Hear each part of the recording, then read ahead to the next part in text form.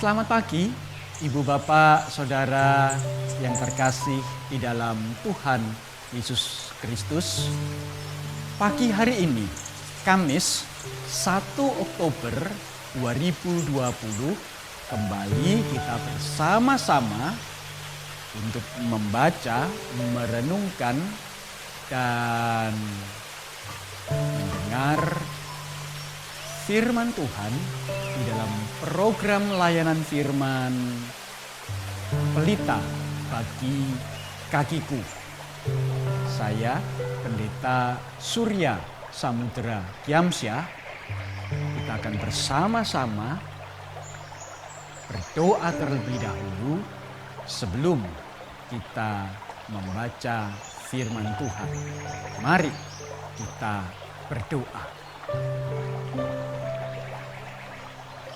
Hati kami limpah dengan syukur kepadamu ya Bapa Surgawi untuk istirahat semalam yang Engkau anugerahkan kepada kami, sehingga pagi hari ini kami boleh bangun dengan hidup yang Tuhan perbaharui, dengan nafas yang Tuhan tambahkan, dengan berkat yang baru yang Tuhan sediakan.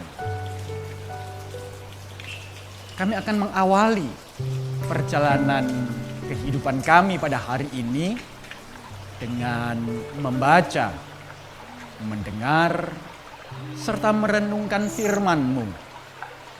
Kami percaya firman-Mu itulah pelita bagi kaki kami.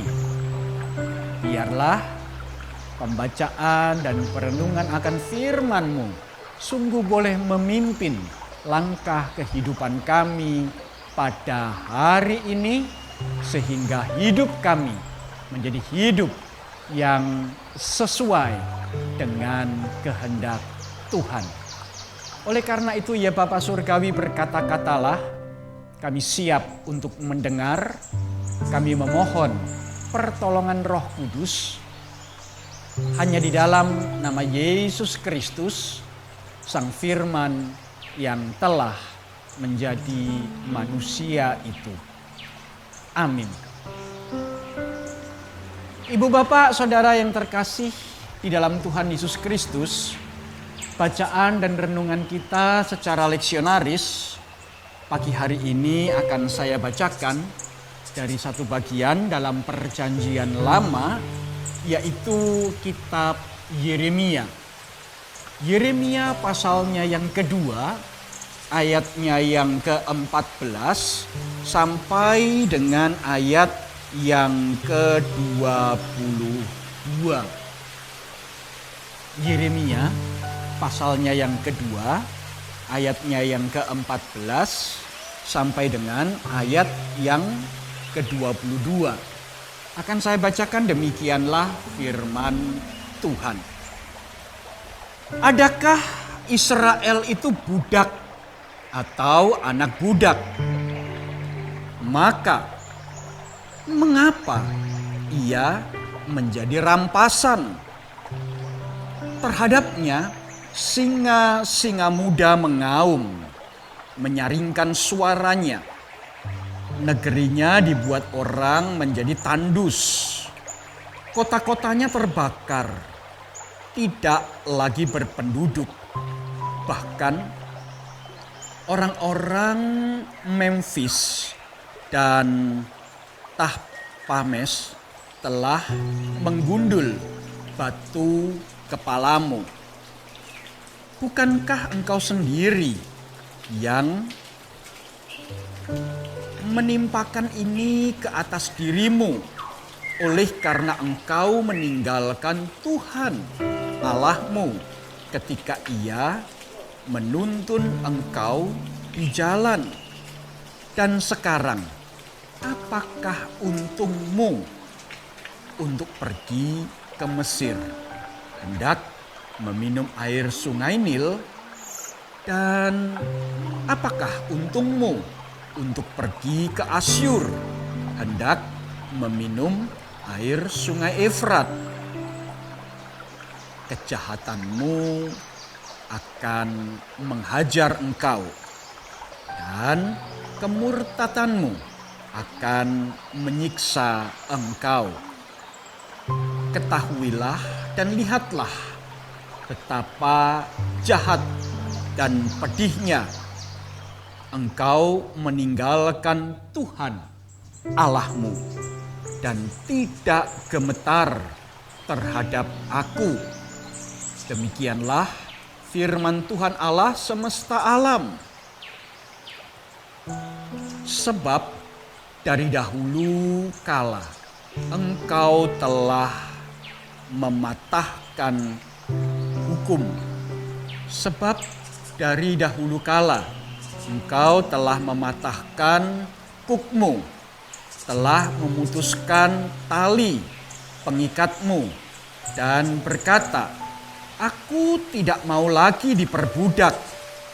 Bahkan di atas setiap bukit yang menjulang dan di bawah setiap pohon yang rindang, engkau berbaring dan bersundal. Namun Aku telah membuat engkau tumbuh sebagai pokok anggur pilihan, sebagai benih yang sungguh murni. Betapa engkau berubah menjadi pohon berbau busuk, pohon anggur liar. Bahkan sekalipun engkau mencuci dirimu dengan air abu dan dengan banyak sabun, namun noda kesalahanmu tetap ada di depan mataku. Demikianlah firman Tuhan Allah. Sampai sedemikian jauh pembacaan firman Allah. Yang berbahagia ialah kita semua yang boleh dengan setia hidup melaksanakan firman Tuhan ini dalam hidup setiap hari. Haleluya. Ibu bapak, saudara yang terkasih di dalam Tuhan Yesus Kristus. Sudah lama nih kita tidak melaksanakan perjamuan kudus. Wah, mestinya kita melaksanakan perjamuan kudus pada waktu Jumat Agung pada bulan April yang lalu. Namun apa boleh buat, sejak pertengahan Maret kita memasuki satu situasi dan kondisi pandemi virus corona, sehingga kita tidak bisa beribadah secara onsite, tidak bisa beribadah di tempat di mana kita biasa beribadah di gedung gereja kita. Dan ya, kita memilih untuk tidak melaksanakan perjamuan kudus. Jikalau kita tidak melaksanakannya bersama-sama di dalam satu ibadah onsite. Nah, kenapa kok saya berbicara tentang perjamuan kudus? Dalam formulir perjamuan kudus ada satu bagian yang biasa disebut dengan istilah sursum corda. Apa itu sursum corda? Panggilan untuk mengarahkan hati kepada Tuhan. Dan oleh karena itu, saya selaku pelayan ibadah, pelayan liturgi, biasanya mengajak umat untuk mengarahkan hati kepada Tuhan dengan berkata, arahkanlah hatimu kepada Tuhan. Dan kemudian ibu bapak saudara sebagai umat menjawab, kami mengarahkan hati kepada Tuhan. Nah, ibu bapak saudara yang terkasih dalam Tuhan Yesus Kristus, di dalam perjamuan kudus di rumah-rumah, formulasi sursum kordanya agak berbeda. Saya biasa menggunakan satu formulasi yang berkata demikian. Ibu atau bapak, arahkanlah hatimu kepada Tuhan. Janganlah hati kita melekat kepada roti atau air anggur, benda yang fana ini, tetapi biarlah hati kita tetap terarah kepada Tuhan. Mengapa formulasi sursum corda ini diletakkan, ditempatkan di dalam formulir liturgis perjamuan kudus? Karena ibu bapak saudara yang terkasih dalam Tuhan Yesus Kristus, di dalam sejarah gereja ada peristiwa-peristiwa, bahkan sampai pada hari ini ada anggapan-anggapan yang mengatakan bahwa roti dan air anggur memiliki kekuatan magis. Kalau ibu, bapak, saudara makan roti itu atau minum air anggur itu, maka ibu, bapak, saudara bisa terbebas dari penyakit ini, terbebas dari lilitan hutang secara ekonomi, terbebas dari berbagai-bagai masalah dalam pekerjaan, bahkan memiliki kehidupan yang sungguh-sungguh sukses. Dan kesuksesan itu bisa diukur secara materi. Ibu bapak saudara yang terkasih di dalam Tuhan Yesus Kristus, pemahaman iman kita mengatakan bahwa hal seperti itu justru tidak sesuai dengan pemahaman kita tentang roti dan air anggur yang kita terima di dalam sakramen perjamuan kudus. Melalui roti yang kita terima, kita diingatkan bahwa Kristus telah menyerahkan tubuhnya untuk disesah, untuk disalibkan, untuk dipecah-pecahkan bagi keselamatan dunia. Melalui meminum air anggur, atau bagi ibu bapak saudara yang sudah berusia lanjut meminum air teh,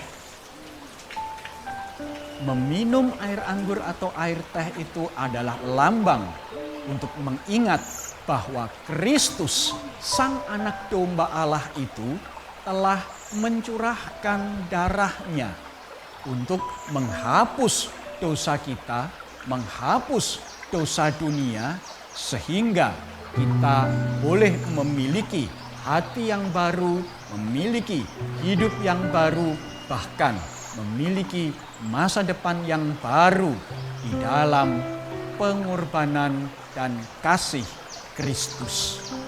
Nah, ibu bapak saudara yang terkasih di dalam Tuhan Yesus Kristus, roti dan air anggur adalah lambang yang mau mengajak kita untuk menjadi semakin dekat dengan Tuhan, bukannya justru mengalihkan pandangan kita dari Tuhan, bukannya justru menomorduakan Tuhan. Tetapi itulah yang terjadi di dalam kehidupan bangsa Israel, umat Allah. Manakala mereka mengalami kesulitan, manakala mereka mengalami masalah, manakala mereka mengalami berbagai-bagai pergumulan, dan mereka melihat bangsa-bangsa di sekitar mereka, hati mereka menjadi tertarik. Dikatakan mereka tertarik kepada Mesir, mereka tertarik kepada Persia, dan untuk itu mereka kemudian meninggalkan iman kepada Tuhan Allah yang hidup. Mereka menanggalkan kesetiaan kepada Allah semesta alam. Mereka bergantung kepada bangsa-bangsa yang tidak mengenal Tuhan. Mereka justru berharap bersandar kepada bangsa-bangsa yang menyembah kepada ilah-ilah lain. Dan tentu saja ibu bapak saudara yang terkasih, hal tersebut diingatkan, bahkan ditegur oleh Tuhan. Tuhan bertanya, apakah engkau ini budak? Apakah engkau ini anak budak? Bukankah engkau telah kubebaskan dari perbudakan orang-orang Mesir? Bukankah statusmu sudah berubah? Bukan lagi sebagai orang jajahan, bukan lagi sebagai budak, bukan lagi sebagai hamba, tetapi sebagai orang yang merdeka, orang yang hidup di dalam kebebasan, orang yang hidup di dalam Tuhan. Mengapa sekarang engkau kembali menghamba kepada manusia? Mengapa engkau kembali menghamba baik kepada orang-orang Mesir maupun kepada orang-orang Persia? Dan ibu bapak saudara yang terkasih, Tuhan kemudian menghukum mereka. Tuhan menghukum mereka. Tuhan membiarkan mereka untuk hidup sebagai bangsa yang berada di bawah penjajahan, bangsa yang berada di bawah pendudukan orang-orang yang tidak mengenal Tuhan. Tentu saja hidup mereka sengsara. Tentu saja hidup mereka menderita.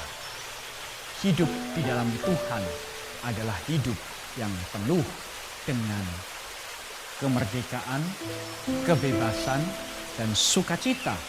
Tetapi ternyata Israel tidak memilih itu.